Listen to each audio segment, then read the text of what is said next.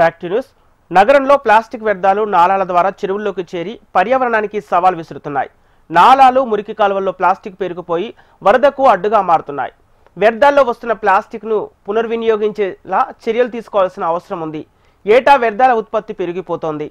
ఇకనైనా నియంత్రణ చర్యలు పాటించకపోతే రానున్న రోజుల్లో ముప్పు తప్పదంటూ Indian institute of technology research సంస్థ తాజాగా హెచ్చరించింది. ప్యాకేజ్డ్ నీటి సీసాల నుంచి ఫార్మాస్యూటికల్ స్టిప్స్, ఆన్లైన్ డెలివరీ వరకు అంతటా ప్లాస్టిక్ వినియోగం పెరిగిపోతోంది. దీంతో శరీరంలో చేరుతున్న మైక్రో ప్లాస్టిక్లు అవయవాల పనితీరుపై ప్రభావం చూపుతున్నాయని టాక్సికాలజీ రీసెర్చ్ సంస్థ పేర్కొంది. గ్రేటర్లో రోజు 8,000 మెట్రిక్ టన్నుల వ్యర్థాల ఉత్పత్తి అవుతుండగా అందులో 14% ప్లాస్టిక్ ఉంటుంది. చాలా వరకు నాలాల్లో ప్లాస్టిక్ వ్యర్థాలే దర్శనమిస్తున్నాయి. నివాస గృహాల నుంచి దాదాపు 365 టన్నుల ప్లాస్టిక్ వెలువడుతోంది.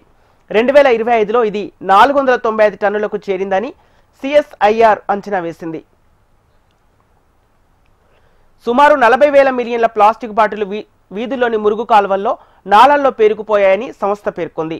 2022లో రాష్ట్ర ప్రభుత్వం 10 రకాల సింగిల్ యూజ్ ప్లాస్టిక్లపై నిషేధం విధించినా అమలుకు నోచుకోలేదని స్పష్టం చేసింది.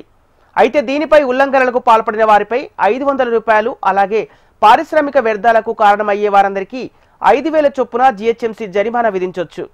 ఒకసారి వాడి పారేసే ప్లాస్టిక్ వస్తువులు, ఇయర్ బడ్స్, బెలూన్లు, ఐస్ క్రీమ్ క్యాండీలకు ఉపయోగించే ప్లాస్టిక్ స్టిక్స్తో కూడా ముప్పు పొంచి ఉంది. అయితే మన నిత్య జీవితంలో ఇంతలా ఇముడుకుపోయే ప్లాస్టిక్ను భూతంలా తారుమారాలంటే నూలు, జనుము, ఉన్ని, వెదురుతో చేసిన చేతి సంచులు, స్పూన్లు, స్టాళ్ళు, ఇతర పదార్థాలతో తయారు చేసే వస్తువులను ఉపయోగించాలి.